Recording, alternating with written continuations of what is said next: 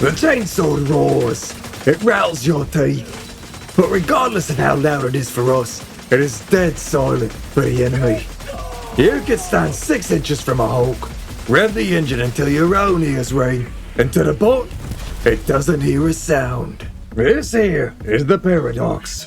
That a loud, stun-locking, armor-penetrating chainsaw is actually the only weapon that allows for proper stealth takedowns on anything and everything smaller than a factory strider. Distance is a luxury, but silence is your armor. In commando missions, when being detected often means death, understanding that the loudest tool in your kit is actually the quietest is how you survive. If you take nothing else from this transmission, then take this. The chainsword is the skeleton key, but it threats you can't handle with a suppressed weapon.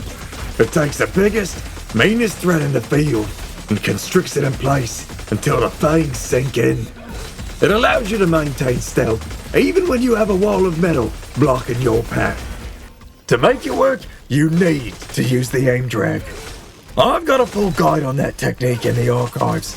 Reference that if you need the deep dive. But the short version is simple. You have to actively pull your aim to keep the blade buried inside the target's hitbox. As long as you maintain that contact, anything shy of a factory strider's gonna stay stunned. If you let the blade slip, the stun breaks and you die. Unless, of course, you sink your saw's teeth back in quick enough. Let's be clear though, the saw is the executioner, not the plan. If you're drawing a saw, it means you've moved in on an already designated target. The real work, the work that keeps you alive, happens before you ever pull the trigger. You've got to understand the economics of these operations. And a commando op, anytime you take an action, you're making a trade. Potential progress for the risk of detection. If you're not noticed, great, you keep moving. If you are, and the bots call reinforcements, make cleanup quick or get out of there. Nothing wrong with cutting your losses and pulling out of a bad trade. Just make sure that your future trades are more calculated. Every flanker that manages to call in a drop raises the global alert level. This isn't just an empty threat, it's an escalation of automaton force. Each subsequent drop gets progressively stronger. By the time you trip 3 alarms, the reinforcements are overwhelming, and the patrol density becomes a wall of steel. You cannot fight that wall, and you certainly can't fight it with the logistics provided in these operations. When you drop, you have exactly 60 seconds to call down your support gear before your super destroyer tucks tail and leaves low orbit. This is where your loadout choice makes or breaks the run. The R-72 sensor provides a quiet option for dispatching most targets at range. Just aim for the head. Smoke grenades provide the ability to break enemy line of sight, just in case the situation demands. You can deploy one at your location by holding the fuse until it detonates in hand. Of course, there are plenty of support weapon alternatives, but none are silent. And you know how I feel about the chainsword by now. Any alternatives aren't up for discussion. I like to bring a portable bomb from my backpack. Gives me an area-based de-escalation tool, just in case things get hot.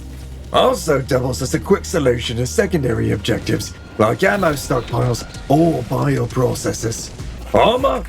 As you might expect, the new reduced signature passive from the armors in the Redacted Regiment Warbond work wonders for stealth and subterfuge. I prefer the light variant, as in these missions, we're not looking to make a stand, and mobility is key. Do not bring eagles. Do not bring short cooldown precision strikes. If the ship isn't in orbit, those cooldowns don't matter. You want the heavy hitters. The orbital laser, the 380mm barrage. You want stratagems that solve several problems permanently. You might only get to call them in twice for the whole mission. Once at the start, and once if you recall your destroyer. So when you throw that beacon, it needs to remove any and all threats on its own. If it doesn't delete a grid square, leave it on the ship. Once you're down in the field, your primary tool isn't your gun. It's your radar. This is where most of you fail the prep phase.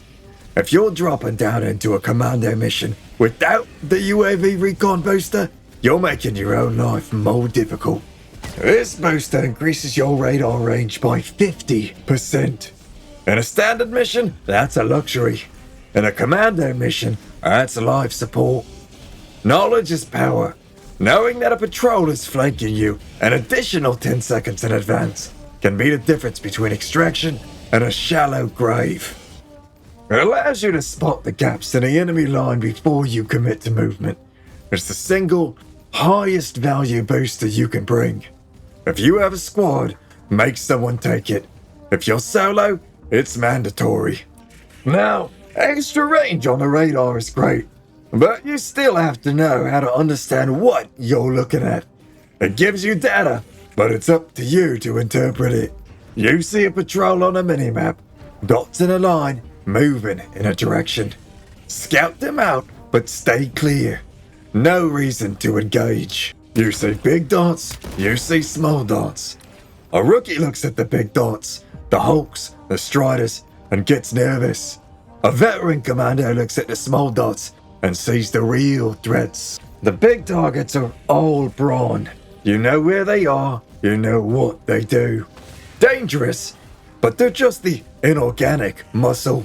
The small dots, those are the real threats. A small dot could be anything from a trooper to a devastator.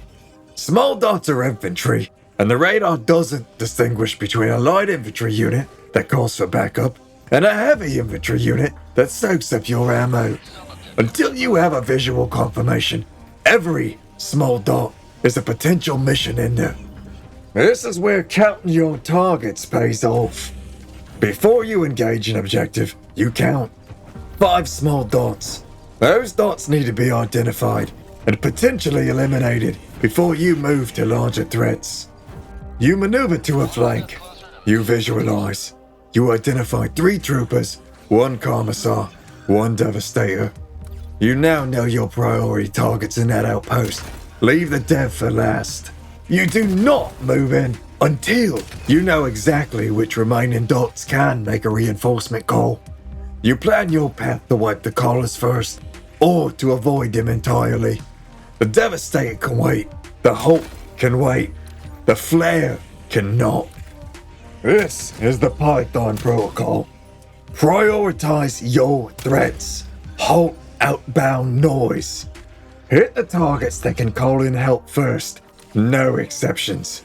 You clear the small fry from range. The troopers, the commissars, the rocket raiders.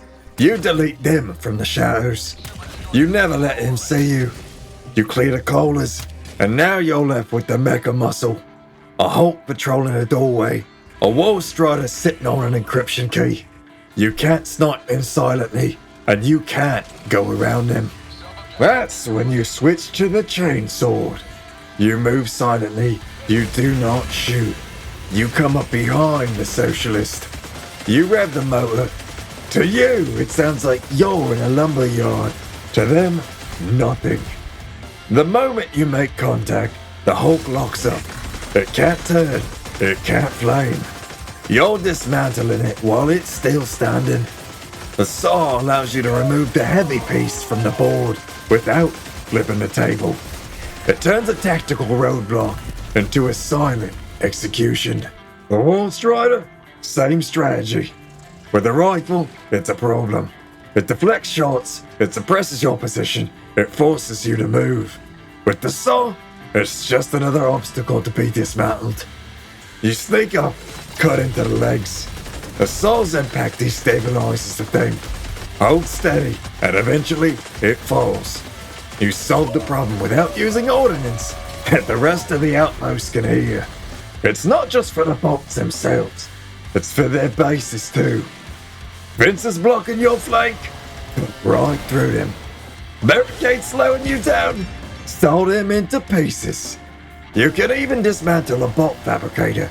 You don't need explosives, you just need patience. Apply the saw to a wall, use your aim drag to keep it connected, and wait. It takes time, but it works.